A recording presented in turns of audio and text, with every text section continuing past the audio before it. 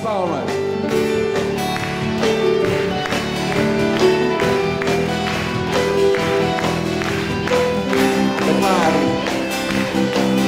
Porque os anjos ao seu lado, sobre os querubins, sincronizamos. Todos os anjos sincronizados, em meio aos serafins.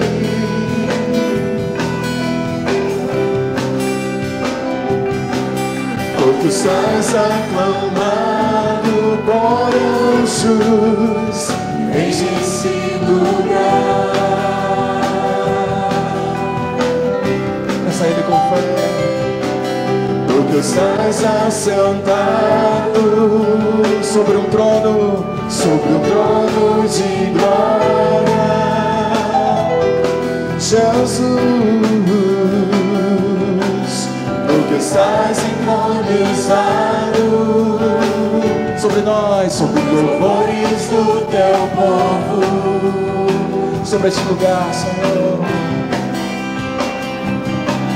tu que estás aclamado por tua igreja, vem neste lugar. Peça pra Ele, enche as nossas vidas, Senhor. Vem neste lugar. Enche esse lugar.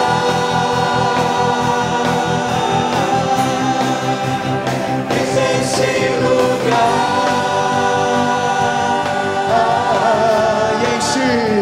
E enche as nossas vidas, Senhor. Vem neste lugar. Preenche os nossos corações, Senhor.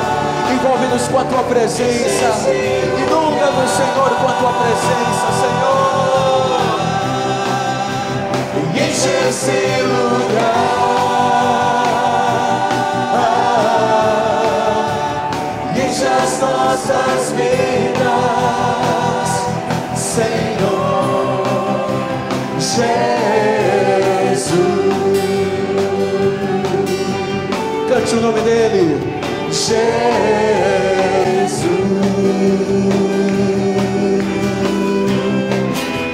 Jesus. Dê um aplauso mais forte. Pode se assentar. A alegria, ela tem mão dupla nessa história. Eu também estou muito alegre por estar aqui.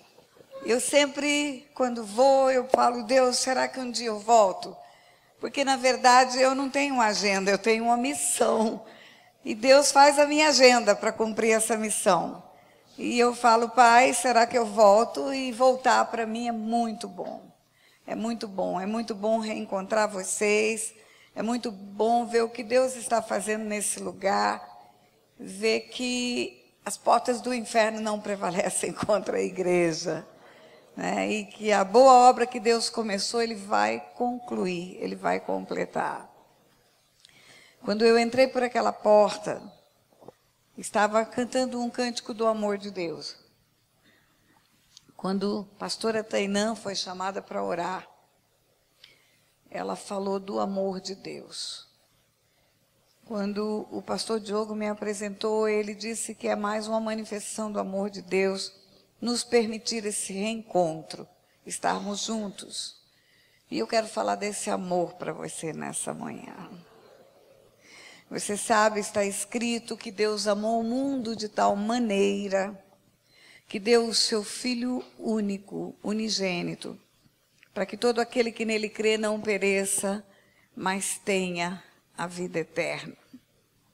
A cruz é uma assinatura do amor de Deus por nós. Ela está rasgando os céus, essa assinatura, ela está rasgando a terra, ela está gritando, eu te amo. O amor de Deus por nós, queridos, ele é incondicional. O amor de Deus por nós, quando lemos, por exemplo, a parábola do filho pródigo, nós entendemos que mesmo longe do filho, porque o filho estava fazendo tudo errado, E a presença do Pai é condicional. O Pai é santo e para estarmos perto dele precisamos estar limpos. Mas mesmo enquanto o Filho estava sujo, o Filho estava sendo amado pelo Pai. O Pai não desistiu de aguardar a volta do Filho. O Pai não parou de amar o Filho. Quando o Filho volta, ele pensa: nunca mais eu vou estar no mesmo lugar que eu estava antes, porque eu me perdi na sujeira. E ele vem com planos de voltar, porque descobre que o melhor lugar é a casa do Pai, mas ele não vem acreditando na restituição. E ele ensaia no meio do caminho, ele diz assim: pequei contra os céus, pequei contra o meu Pai, voltarei para a casa do meu Pai e direi: Pai, pequei contra os céus diante de ti, e eu não sou digno de ser chamado teu filho. Trata-me como um dos teus trabalhadores. Em outras palavras, aquele moço pensou: é melhor ser trabalhador na casa do meu Pai, mesmo não tendo mais o privilégio de filho, porque eu peguei a minha herança e acabei com ela, mesmo não tendo o privilégio de voltar e ter a alegria da autoridade de filho, da proteção de filho, da presença do meu Pai, mas mesmo que eu esteja nos arredores servindo o meu Pai, é melhor voltar para a casa dele do que viver longe dele. E ele ensaia esse discurso: voltarei para a casa do meu Pai, direi: Pai, pequei contra os céus diante de ti, e não sou digno de ser chamado teu filho, trata-me como um dos teus trabalhadores. E eu creio que aquele rapaz veio ensaiando aquele discurso pelo caminho. Eu vou dizer isso assim, assim, assim. E vou chegar e vou dizer: Pai, pequei contra os céus diante de ti, não sou digno de ser chamado teu filho, trata-me como um dos teus trabalhadores. E quando você lê a parábola do filho pródigo, ele só consegue dizer a primeira parte da frase: Pai, pequei contra os céus diante de ti, não sou digno de ser chamado teu filho. E antes que ele pronuncie: trata-me como um dos teus trabalhadores, ele recebe a grande restituição da acolhida do Pai. O Pai bota o anel no dedo, autoridade, bota a capa, proteção, bota as sandálias, direção. Você voltou para o lugar, meu filho. Vamos colocar o passado no lugar do passado. Você não é mais um filho longe, você é um filho em casa outra vez. E quando nós olhamos para esse amor, igreja, nós estávamos, quem não nasceu num lar cristão, quem converteu-se no meio do caminho da vida, nós estávamos vivendo o que o filho pródigo viveu, comendo a bolota dos porcos, vivendo dos pratos sujos que Satanás nos oferecia. Estávamos vivendo em abismos, e um abismo chamava outro abismo. E um dia nós entramos por uma porta, que é Jesus. Ele diz: eu sou a porta. E quando entramos por essa porta, nós experimentamos um novo e vivo caminho.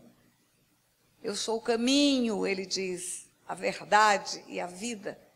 Encontramos a verdade, as mentiras do diabo foram desmanchadas e nós encontramos a vida que só em Cristo Jesus existe. Isso é resultado do amor de Deus. Um amor que tinha só uma via. Só Deus nos amava, nós não o amávamos. Quando Ele nos amava, muitos de nós éramos blasfemos. Nós falávamos dele o que não é certo. Adorávamos outros deuses. Confiávamos em outras fontes de poder. Tudo aquilo que fere o coração dele era praticado por nós. Mas ele nos amava ainda assim. E quando Deus prepara a vida eterna para nós, quando olhamos para o projeto da eternidade, nós entendemos o que é esse amor eterno. Com amor eterno eu te amei, com benignidade eu te atraí. Com benignidade ele nos atrai. Agora, outro dia, eu estava indagando. Por que Deus fez o mundo? Ele amou o mundo de tal maneira que deu o Filho para salvar o mundo que jaz no maligno, o mundo que tem um príncipe desse mundo que é o adversário dele. Ele tem presciência das coisas. Deus vê antecipadamente o que vai acontecer. Por isso ele pode falar do Apocalipse, por isso ele pode falar dos dias finais, porque ele já viu, ele já desenhou o tempo que virá. Passado, presente, futuro para ele, mesma coisa. Nós vemos o presente, temos uma vaga lembrança do passado, mas não sabemos nada do futuro. Para ele, passado, presente e futuro é tudo igual, por isso ele é o eu sou, ele não é o eu fui, não é o eu serei. Por que ele fez o mundo? Eu comecei a indagar, por que o Senhor fez o mundo? Por que o Senhor não fez o homem no céu? Por que o Senhor já não nos fez lá? Lá é o nosso destino e é a nossa origem. A Bíblia fala que quando o homem morre, o corpo volta para o pó e o espírito volta para Deus que o deu. Volta, eu volto para o Rio de Janeiro amanhã, porque eu vim de lá. A minha origem, o meu destino não estão aqui. Eu estou aqui de passagem. Por que Deus escolheu dessa forma? Por que Deus não fez os homens e os anjos no céu? Porque os anjos foram feitos lá e foi criado um planeta para nós sermos colocados. Por que Deus precisou planejar a salvação do homem antes da fundação do mundo? Você conhece a carta aos Efésios? Está escrito que antes da fundação do mundo nós somos abençoados nas regiões celestiais com bênçãos espirituais, dentre elas a nossa salvação. Em Cristo Jesus fomos predestinados filhos. Então, antes dele dizer haja luz, ele disse haja cruz. Haja cruz. Porque ele proveu a crucificação do filho dele antes de fazer o homem. Ele viu a queda do homem antes de fazer o homem. É como alguém que vai adotar um filho e você fala, mas você vai adotar esse menino vai destruir a sua vida, vai ferir o seu coração, vai fazer tudo errado e você vai adotar esse menino. Podemos perguntar para Deus, como o Senhor faz o homem sabendo que o homem ia se virar contra o Senhor? Como que o Senhor formou o homem? A sua imagem, a sua semelhança? Preparou o ambiente onde o colocaria? Queridos, a terra é uma dádiva de Deus para o homem.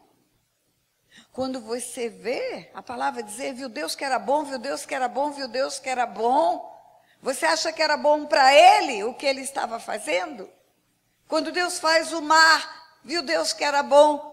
Deus talvez vá tomar um banho de mar aí, comer um peixinho frito na beira da praia. Não foi para ele. Viu Deus que era bom quando cria um sistema de plantas, flores, frutos, água de coco. Você imagina que Deus pensou um dia, eu vou tomar uma água de coco, então é bom fazer água de coco. Viu Deus que era bom para o homem que ele criaria, que ele faria, que ele colocaria na terra. Ele fez o cenário do homem como uma mamãe faz o quartinho do seu filhinho. Gênesis 1:26, também disse Deus, façamos o homem à nossa imagem, conforme a nossa semelhança. E tenha ele domínio sobre tudo. Quando Deus fala essa palavra, tenha ele domínio sobre tudo, tudo já havia sido criado. Todos os animais, todas as plantas, tudo que existe no mundo natural já havia sido criado e Deus coloca o homem para dominar sobre tudo que foi criado no mundo natural. Deus criou outro mundo e colocou um filho lá. Ele tinha o seu mundo, o mundo espiritual. Mundo espiritual, região celestial. Por que Deus fez isso? Por que Deus colocou o homem na terra sabendo da queda do homem? Porque ele viu a queda do homem antes de fazer o homem, repito isso. Antes da fundação do mundo, ele viu a queda do homem. Por quê? Eu não tenho respaldo de versículo para te dizer, mas eu creio no que eu vou te dizer. Existem coisas espirituais que Deus nos dá, que são chaves espirituais, são revelações espirituais. Às vezes Jesus estava com os seus discípulos, falava em parábolas, por exemplo, coisas do cotidiano, coisas corriqueiras, mas ele não estava falando de coisas corriqueiras. Haviam revelações do reino de Deus implícitas, subliminares, no meio das parábolas. Um dia um discípulo falou: por que o senhor fala em parábolas? Ele disse: porque não é a todos que é dado conhecer os mistérios do reino de Deus. Parábolas, então, não eram historietas. Parábolas eram segredos escondidos dos mistérios do reino de Deus. Ele dizia mais para vocês, eu explico para os discípulos, ele explicava. E nós somos discípulos. Por isso Deus foi nos dando revelação, entendimento das coisas espirituais, discernimento. Só pelo Espírito podemos discernir coisas espirituais. E eu olhei para a história toda. Eu olhei Deus no seu lugar de habitação, na sua glória, na sua majestade, cercado de anjos que desde aquele tempo já cantavam a santidade de Deus. E você conhece a história, um anjo de luz, querubim ungido, um anjo chamado Lúcifer, portador da luz, que assistia diante de Deus, um anjo que via Deus face a face, um anjo que sabia toda a dimensão da majestade de Deus, e foi ungido por Deus. Esse anjo caiu, ele escolheu o pecado, ele escolheu a rebelião. Eu acho que já falei aqui em outra ocasião, o dia que Deus me mostrou que a unção não imuniza ninguém para queda, mas o temor de Deus imuniza alguém para queda. E o temor não é medo de uma espada afiada na cabeça, é o medo de perder a presença de Deus. O dia que o querubim ungido resolveu rebelar-se contra a autoridade de Deus e pecou, ele foi expulso do céu. Ele foi expulso da presença de Deus. Ele teve dupla condenação. A primeira parte da sentença condenatória dele foi: saia da minha presença. Houve peleja no céu, ele foi expulso do céu. Mas tem uma segunda parte dessa condenação. Vai arder num lago de fogo e de enxofre por toda a eternidade. O inferno não foi preparado para os homens. O inferno é um lugar de presídio de Satanás. Quando Jesus fala em Apocalipse: eu estou vivo, estive morto e tenho comigo as chaves da morte e do inferno, com essas chaves Satanás será aprisionado por toda a eternidade. É o que está escrito em Apocalipse 20:10. Quando eu vejo folia das trevas, quando eu vejo os lugares de santuários, de cultos a demônios, quando eu vejo lugares onde ele é entronizado em abóbodas de ouro, eu passo e falo: olha, bote ouvidos para ouvir, Satanás. O que te espera na eternidade não é um templo bonito, não é um corredor de avenida enfeitado de flores, não é uma praia cheia de oferendas. O que te espera por toda a eternidade é um lago de fogo e de enxofre. Não esqueça disso. Não esqueça disso. A condenação de um anjo de luz, porque pecou, foi separar-se de Deus eternamente. Isso já é desgraça demais. Mas tem um aditivo, um agravante nessa condenação. Vai ficar separado em tormento. É um lago de fogo e de enxofre por toda a eternidade. E aí eu entendi, igreja, Deus fez o homem longe dele. Deus fez o homem em um planeta natural. Deus fez o homem num lugar onde ele não pode ver Deus, na plenitude da sua majestade, na grandeza da sua santidade. Ele não pode por inteiro reconhecer quem é Deus, porque vai pecar também. E se ele tiver a informação completa da grandeza de Deus e ainda se escolher pecar, não tem restauração para ele. Lúcifer não teve restauração, porque ele conheceu Deus face a face. Não há desculpa para ele. Não há desculpa, eu não sabia que o Senhor era assim.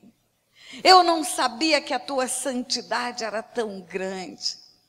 Eu não sabia que o Senhor é perfeito. Ele não pode ser isso. Deus amou o homem quando já fez o homem lá longe. O homem vai pecar. O homem vai cair também. Vai perder a minha presença. Eu vou ter que tirar o homem da minha presença. Eu acho que Satanás, quando viu a queda do homem, que ele conseguiu induzir o homem ao pecado, ele deu pulos de alegria. Ele disse, ok, eu consegui. O homem também, formado à imagem e semelhança de Deus, Deus preparou um ambiente, fez um filho, colocou lá. Eu vou levar esse homem a pecar. E o Deus que me condenou vai condenar esse homem. E a condenação que eu recebi será dada a esse homem. E eu creio que ele foi ouvir a primeira parte da sentença, quando Deus tira o homem do Éden. Sabe o que é Éden, igreja? Éden é presença de Deus. Deus tira o homem da sua presença pelo pecado, pela escolha do erro, pela desobediência. E Satanás deve ter oriçado todo o inferno para dizer, agora escuta, porque ele vai falar a segunda parte da condenação. A primeira parte é sai, e a segunda parte vai arder no lago de fogo de enxofre por toda a eternidade. E qual não foi a surpresa do diabo? Quando, depois de fazer a primeira parte, Deus falou, da barriga da mulher vai nascer aquele que vai pisar a cabeça da serpente. Deus disse, não será irremediavelmente condenado no seu pecado. Vai ter salvação para ele, vai ter redenção para ele. Eu vou enviar o meu filho para a terra, meu filho vai morrer no lugar dele, meu filho vai derramar o sangue que vai comprar ele de volta para mim. E na cruz do Calvário ele vai ser redimido e vai poder viver comigo por toda a eternidade. Queridos, você entende isso? Eu creio isso no meu espírito. Eu creio. Eu creio. E quando você lê a unção messiânica, a unção que veio sobre o Filho, Isaías 61, agora nós vamos ler.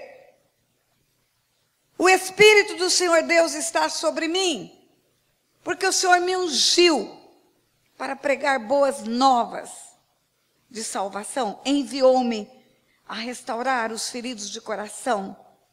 Enviou-me a proclamar libertação aos cativos, abertura de prisão aos presos, e a pregoar o ano aceitável do Senhor e o dia da vingança do nosso Deus, e a consolar todos os tristes, e a ordenar acerca dos tristes de Sião, que se dê glória, vestes de louvor em vez de cinza, óleo de alegria em vez de pranto, alegria em vez de espírito angustiado, a fim de que se chamem carvalho de justiça, plantados pelo Senhor para a sua glória. E edificarão lugares antigamente assolados, restaurarão os antigamente destruídos, renovarão cidades assoladas, destruídas de geração em geração. Presta atenção no que eu estou lhe dizendo. Esse texto é profético, escrito 700 anos antes da vinda de Jesus. O profeta Isaías escreveu que viria um, sobre quem viria o Espírito do Senhor, o Espírito Santo de Deus. E quando o Espírito viesse sobre este, que está sendo anunciado, haveria uma unção sobre ele. Uma unção para perdoar pecados. Uma unção para libertar das garras do diabo. Uma unção para curar as feridas da alma. Uma unção para restaurar famílias. Uma unção para restaurar cidades. Esta é a profecia do ministério do Messias. Um dia ele estava numa sinagoga. Lucas capítulo 4 conta isso. E ele abriu o livro para ler. E leu isto que eu acabei de ler para você. Leu a profecia que estava em Isaías 61. Olhou para o povo. Fechou o livro e falou: eu sou o cara. Hoje se cumpriu a profecia que acabais de ouvir. Aquilo que vocês estão lendo há 700 anos, hoje se tornou realidade. Eu sou esse sobre quem o Espírito viria para trazer para a terra essa autorização do céu para perdoar pecados, para libertar cativos, para curar feridas, para restaurar famílias, para fazer tudo novo. Aquele povo não entendeu. Quando ele disse: eu sou o cara, e hoje se cumpre o que está profetizado há 700 anos. Eles quiseram jogar Jesus de um despenhadeiro, quiseram apedrejar Jesus. Eles não entenderam que estava no meio deles, ao vivo e a cores, a manifestação expressa do amor de Deus. Eles não entenderam que Deus tinha mandado seu próprio Filho ao mundo para salvar o perdido. Que Deus estava dizendo: olha, tudo bem, você pecou e eu já sabia que você ia pecar. Tudo bem, você destruiu a sua casa, eu já sabia que ia fazer isso. Tudo bem, você deu para Satanás cartas na manga para ele te matar, roubar e destruir. Mas eu estou enviando meu Filho do céu para destruir as obras do diabo. Para mudar a sua história. Para transformar o seu viver. Queridos, só depois do Rio Jordão, só depois do batismo, onde a Trindade veio ao mundo, Pai, Filho e Espírito Santo ali no Jordão, trouxeram para a terra essa unção messiânica. A voz do Pai era ouvida dizendo: esse é meu Filho amado, em quem eu tenho prazer. O Espírito descia em forma de pomba, e o Filho estava em carne. Nessa hora vem para a terra a unção messiânica. Só depois daquele momento que o Pai permite que ele tenha um confronto com o diabo. O Espírito leva ele ao deserto para ser tentado depois do batismo. Por quê? Porque agora tem a unção de autoridade contra o império das trevas. Porque agora se completa o plano de Deus. Deus envia o seu Filho unigênito e depois ele envia toda a autoridade do céu para transformar a terra para aquele Filho. Queridos, quando você entende isso, você vê o tamanho desse amor de Deus. Deus não diz: ok, você que está preso no cativeiro, foi a tua escolha, fique lá. Você que escolheu contaminar-se com as drogas, é a sua escolha, fique lá. Você tem livre-arbítrio para fazer o certo e o errado. Você escolheu deixar sua família, seus filhos, estarem na mão de um abusador hoje, é a sua escolha.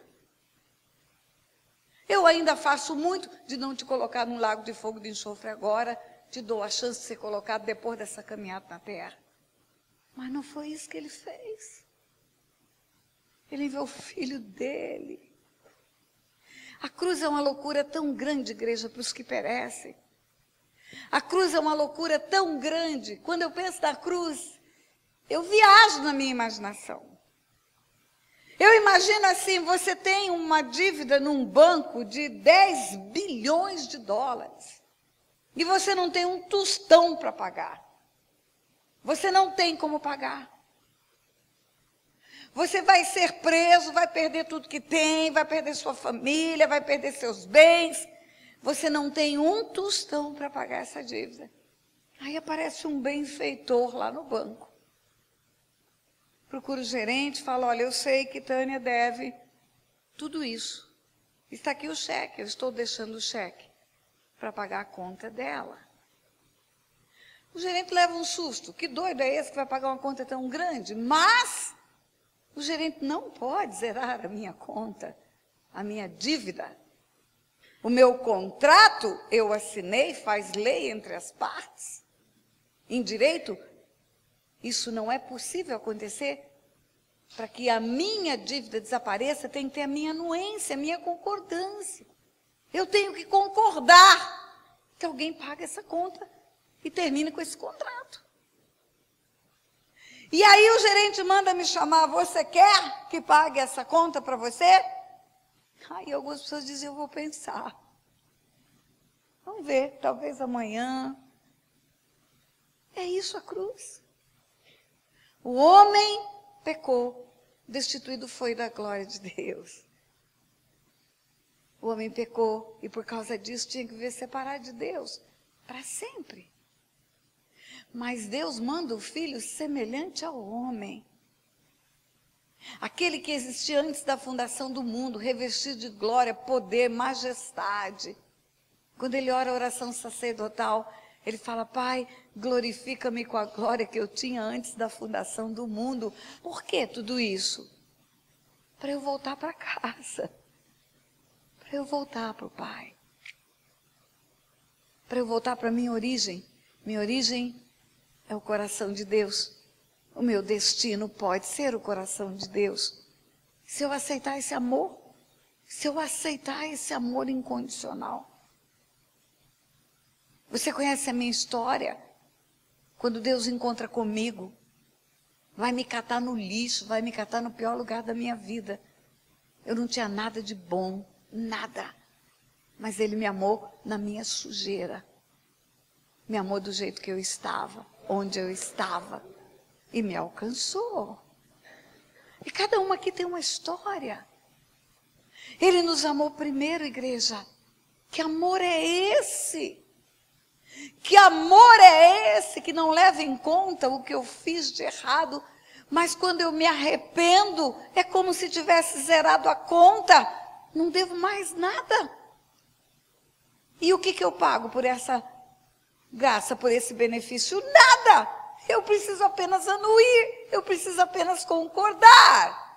Ok, Deus, eu concordo que o Senhor me ame. Eu concordo com o sacrifício do teu filho por amor a mim. É só isso que precisa. Que amor é esse, igreja? Quando você pensa que o Filho de Deus, revestido de glória, poder e majestade, abdicou de tudo isso e vem para a cruz, aonde é o pior lugar do universo, lugar de maldito de Deus, o Filho de Deus torna-se maldito de Deus para mudar a nossa sorte. Porque Deus amou o mundo de tal maneira que deu o seu Filho para salvar o mundo. Agora eu preciso entender, depois de receber esse amor, igreja, depois de receber tão grande salvação, depois de ter a mudança da minha história, não é mais a menina que queria matar o pai, não é mais a menina que queria ser uma prostituta, não é mais a menina que odiava o mundo, odiava seus pais. Depois que eu recebo isso, eu preciso entender que o mesmo Espírito que veio sobre o Filho para trazer a assunção para a terra, é o Espírito que foi dado para mim. A mesma unção messiânica veio sobre a igreja, ou deve vir sobre a igreja. A mesma unção que restaura a cana quebrada deve vir sobre a igreja. Eu recebi um galão desse tamanho de água fria, gostosa. E agora eu não vou saber dar um copo d'água para o necessitado. Eu recebi um grande amor.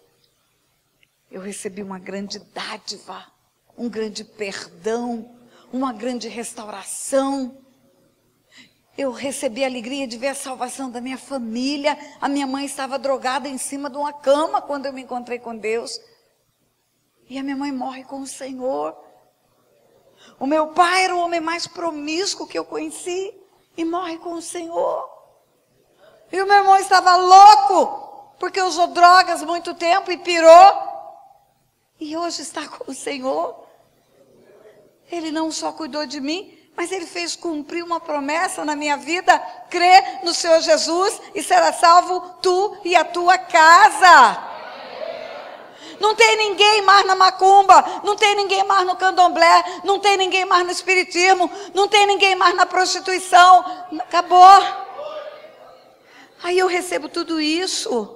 Para quê? Para ser um instrumento de Deus nessa terra. A unção messiânica está sobre mim. E eu preciso restaurar a cana quebrada agora. Eu preciso cuidar de cada um que chega doente. Eu preciso replicar esse amor na terra. A igreja tem a unção messiânica sobre ela. O Espírito de Deus que veio sobre Jesus para manifestar o amor de Deus na terra. É o Espírito que está sobre a igreja. É o Espírito Santo. Não é um Espírito que vem para eu tremer, para orar em línguas, para eu cair apenas, ou para me dar dons. Mas é um Espírito que vem para trazer o coração do Pai para o meu coração. Espiritualmente, eu posso discernir as batidas do coração de Deus. Espiritualmente, eu posso sentir o que Deus sente quando eu vejo uma pessoa caída, como eu vi dormindo embaixo de uma árvore vindo para cá. Espiritualmente, eu posso ter misericórdia por aqueles que estão perdidos, indo a passos largos para o inferno. Queridos, o maior desafio que nós temos como igreja não é lugares bonitos para congregar, não é equipamentos de primeira qualidade, não é casa cheia. O maior desafio que nós temos é o povo que está lá fora. É o povo pelo qual Jesus morreu e eles ainda não sabem disso. Eles ainda estão fazendo sacrifício com sangue de bode, de galinha, porque eles não sabem que um sangue foi derramado na cruz por eles. Talvez eles estejam cegos espiritualmente, porque eles conhecem um Jesus que é bebezinho no Natal. Ou está numa manjedoura, ou está nos braços de uma mulher. Depois eles conhecem esse mesmo Jesus de pendurado numa cruz. Morto, arrebentado, torturado. E depois que esse Jesus foi morto na cruz, eles não têm notícia da ressurreição, apesar de dizer que tem. Mas as nossas atitudes mostram as nossas crenças. Se eu comemoro a Semana Santa, a crucificação, ou a paixão de Cristo, e 2 meses depois, no Corpus Christi, eu carrego o Cristo morto pelas cidades, porque tem a procissão do corpo de Cristo morto. Corpus Christi é corpo de Cristo morto. Ele nasce no Natal, ele morre na Páscoa e ele está morto no mês de junho ainda no Corpus Christi. Ele nasce no Natal, ele morre na Páscoa e ele está morto ainda no Corpus Christi. Ele nasce no Natal e morre na Páscoa. Esse é o Jesus que eles conhecem. Eles não conhecem um Jesus que restou dentre os mortos, que está sentado à destra de Deus e que com o seu sangue nos comprou para nos constituir reis e sacerdotes para reinar sobre a terra. Porque está escrito: digno é o Cordeiro de abrir o livro, tirar o selo, porque foi morto. E com o seu sangue, comprou povos de todas as raças, tribos e nações, e os constituiu reis e sacerdotes, e reinarão sobre a terra. Então quando Pedro fala, vós sois raça eleita, sacerdócio real, povo escolhido para proclamar as virtudes daquele que vos chamou das trevas para a luz. Ele está falando com todo o povo de Deus. O texto de Apocalipse que diz: digno é o Cordeiro de abrir o livro, tirar o selo, porque foi morto, e com o seu sangue comprou povos de todas as raças, tribos e nações. Diga eu também. Diga eu também. Comprou povos de todas as raças, tribos e nações. Diga eu também. E te constituiu rei e sacerdote, para você reinar sobre a terra. A parte do rei como é, Diogo? A parte do rei é a parte do governo, é a parte da autoridade, é a parte do mundo natural. É o seu negócio, é o seu trabalho, é a sua casa, é aquilo que você está vivendo nesta terra. E a parte do sacerdote? Como eu posso ser sacerdote? Eu posso atrair o céu para a terra. Eu posso, pela unção messiânica sobre a minha vida, fazer com as pessoas aquilo que foi feito comigo. Curá-las, libertá-las, tratar delas, recebê-las na sujeira que elas estão e não apontar o dedo para elas, não acusá-las. O sacerdote sacrifica pelo povo. Jesus estava andando com os pecadores, comendo com eles, e foi criticado pelos fariseus. Esse cara aí come com pecadores e anda com eles. Jesus responde pela parábola do filho pródigo. Jesus responde à crítica dos fariseus com 3 parábolas. Parábola da dracma perdida, da ovelha perdida e do filho pródigo. E na parábola do filho pródigo, ao contrário do que a gente pensa, Jesus não está falando do filho que se arrepende e volta para casa. Jesus está falando do filho que está em casa e que não está conectado com o céu. Do filho que está em casa e não sente a dor do coração do pai, porque tem um perdido na rua. Do filho que está em casa e quando o perdido chega não se alegra porque o perdido chegou. Do filho que está em casa e exige que o pai não receba com festa o pecador que se arrepende. Jesus está dizendo para os fariseus: vocês têm uma graça. Deus está oferecendo uma graça. Vocês têm conhecimento bíblico. Vocês têm conhecimento das escrituras. Vocês têm conhecimento da palavra, mas vocês não ofertam isso para ninguém. A unção messiânica, igreja, que veio um dia do céu para a terra para salvar o mundo. A unção que veio para salvar o mundo é a unção que está sobre a igreja. E eu tenho uma notícia para te dar que é pesada. Você não encontra na Bíblia nenhum texto onde fala que Deus ama a igreja, que deu o filho para a igreja. Ama o mundo e deu o filho para salvar o mundo e fazer do mundo a sua igreja. E essa unção messiânica que eu quero pedir ao Senhor a cada manhã. Senhor, me ajuda a olhar para o pecador como o Senhor olha. Me ajuda a receber os e-mails que eu recebo com tanta miséria humana, como o Senhor olha. Me ajuda a chorar com aquele que está preso, Pai, na prostituição, como o Senhor olha para ele. Me ajuda, Pai, a entender o perdido e o pecador. e ser um instrumento do Senhor para resgatar ele e trazer de volta. O pastor Diogo falou que eu vou impor as mãos sobre vocês. Eu preciso dizer algo para vocês.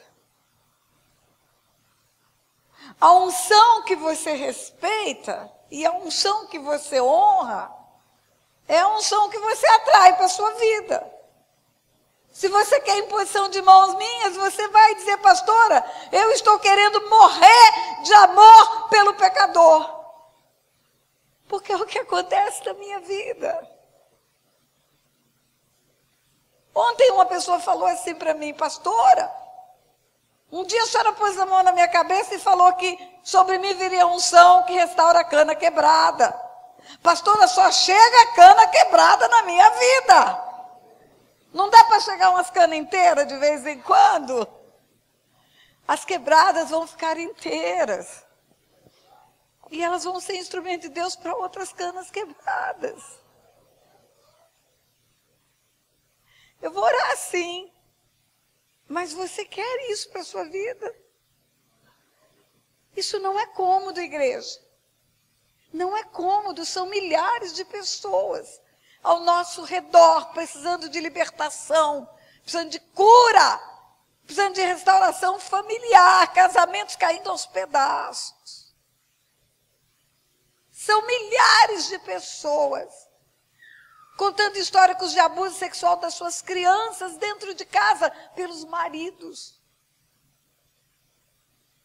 São milhares de pessoas pedindo um grito de socorro na terra. Quem pode oferecer alguma coisa? A igreja. É a igreja, queridos. É a igreja, e Deus amou o mundo de tal maneira que deu o Filho para salvar o mundo e capacitou a sua igreja para salvar o mundo para Ele. Para Ele. Nós vamos fazer duas coisas no final desse culto. Agora, as crianças já vieram, está na hora. Nós vamos fazer essa imposição de mãos.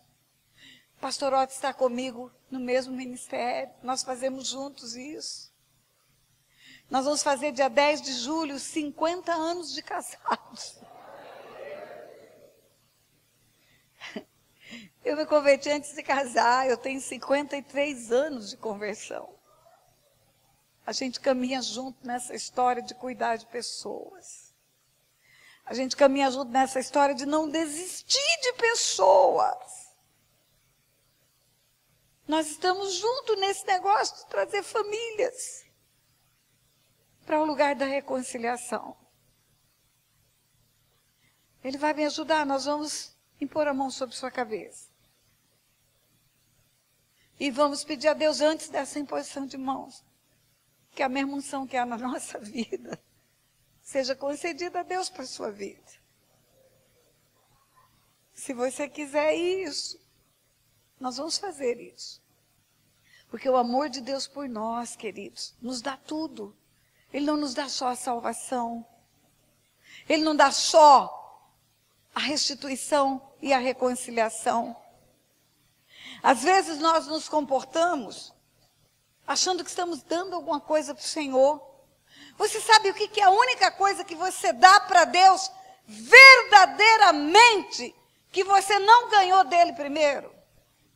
A única coisa que não é uma devolução, que é um presente para Deus, é a adoração. É a adoração. Ele não te adorou primeiro. Ele não te adorou e você o adora. Ele te amou. Ele te amou. Quando vimos ao altar, chegamos aqui e falamos, Deus, eu te dou a minha vida. Você deu vida coisa nenhuma para Deus? Ele te deu vida. Você é capaz de fazer um espírito, uma alma? Ele fez. Ele enviou para a terra. Ele é que dá vida para todo homem. Trazemos as crianças. Quando as crianças nascem, a gente apresenta no altar. Senhor, eu te entrego meu filho. Foi Ele que te deu esse filho. Foi Ele que colocou esse filho na sua barriga. Essa criança que está no colo de Tainã, ela não fez, foi Deus que fez. É um espírito, tem uma alma. Tainã não sabe fazer alma e nem espírito. Essa criança foi Deus que deu. Aí apresentamos os filhos e entregamos para Deus, Ele que nos deu. Quando trazemos as ofertas, a gente vem de peito estufado. Você não está dando nada. Você recebeu primeiro. Você está fazendo igual criança que pega dinheiro do pai para comprar presente para o pai. Porque não tem um tostão que ele não tenha te dado. Não tem uma porta de emprego que não foi ele que abriu. Não tem uma força física para trabalhar que ele não te dê. Na verdade, tudo ele deu primeiro. Porque quem deu filho, o que mais não dá, igreja? Quem deu filho, o que mais não dá? Eu garanto que eu posso ganhar um sapato da Tainã. Eu garanto que eu posso ganhar uma roupa da Tainã. Eu garanto que eu posso ganhar uma hospedagem da Tainã. Eu garanto que eu posso ganhar um abraço da Tainã. Mas a filha dela, ela não vai me dar. Dar o filho. Dar o filho.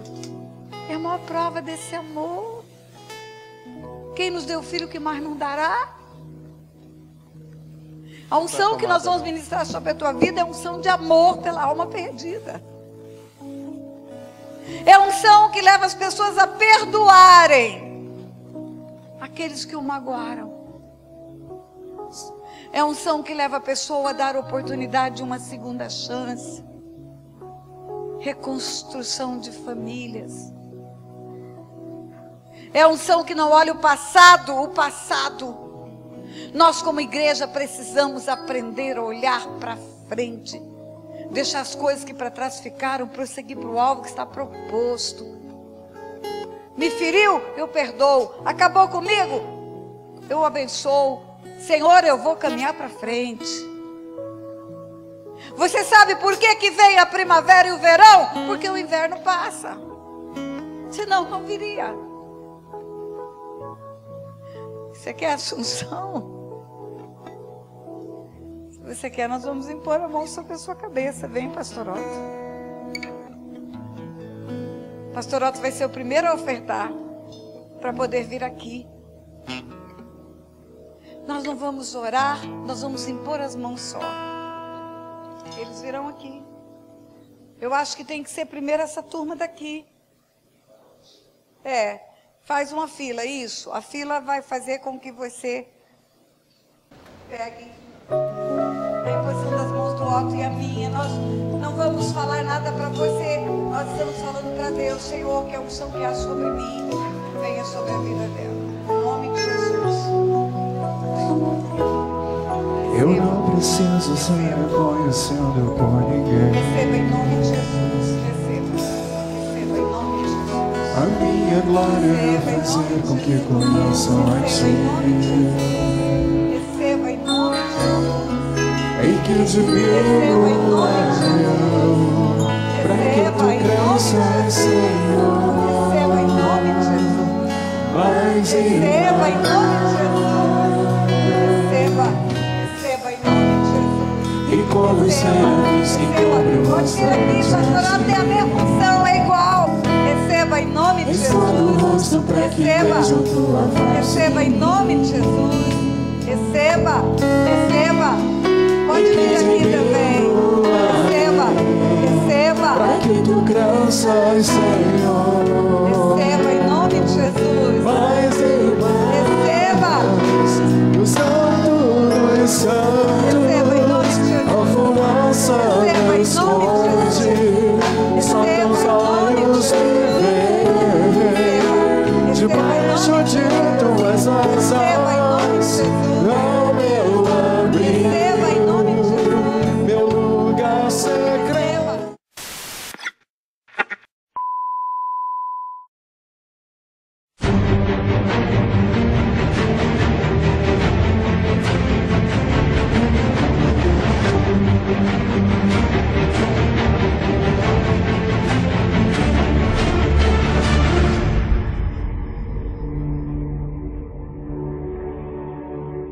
Direto do canal MLV, com mais um Câmera, Música e Ação. Agora com a pastora Tânia Tereza, ela acabou de ministrar na nossa Igreja Batista Lírio dos Vales da Barra.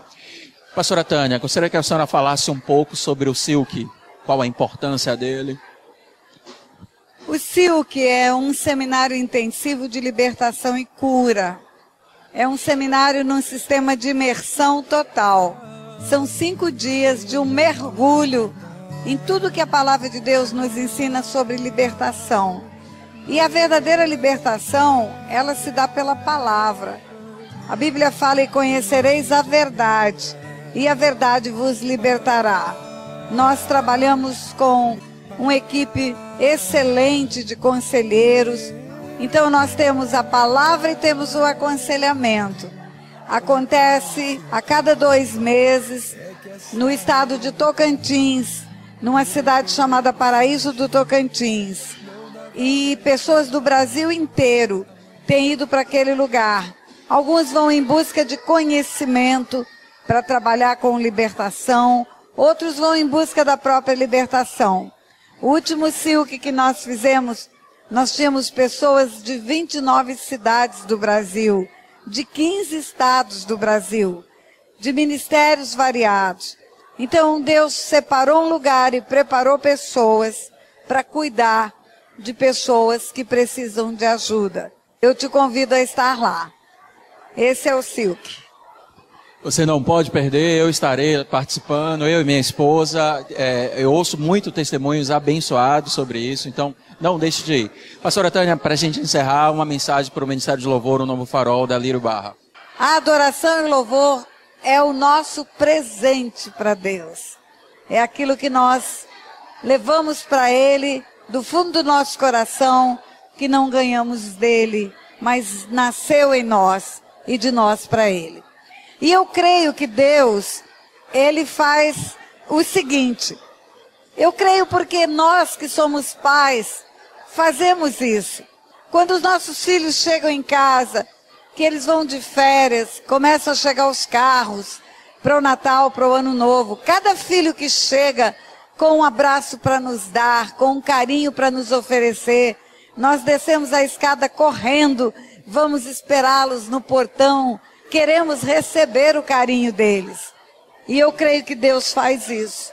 Eu creio que quando nós nos reunimos para adorar o Senhor, Deus fala: meus filhos estão aí, me presenteando com um carinho, com a alegria deles, pois eu vou descer para receber os meus filhos que vêm me adorar. Eu creio que é um momento precioso do culto. Eu creio que o Ministério de Louvor tem um privilégio de trazer o Senhor para receber adoração e de levar adoração para o Senhor. É isso que eu penso. Deus abençoe.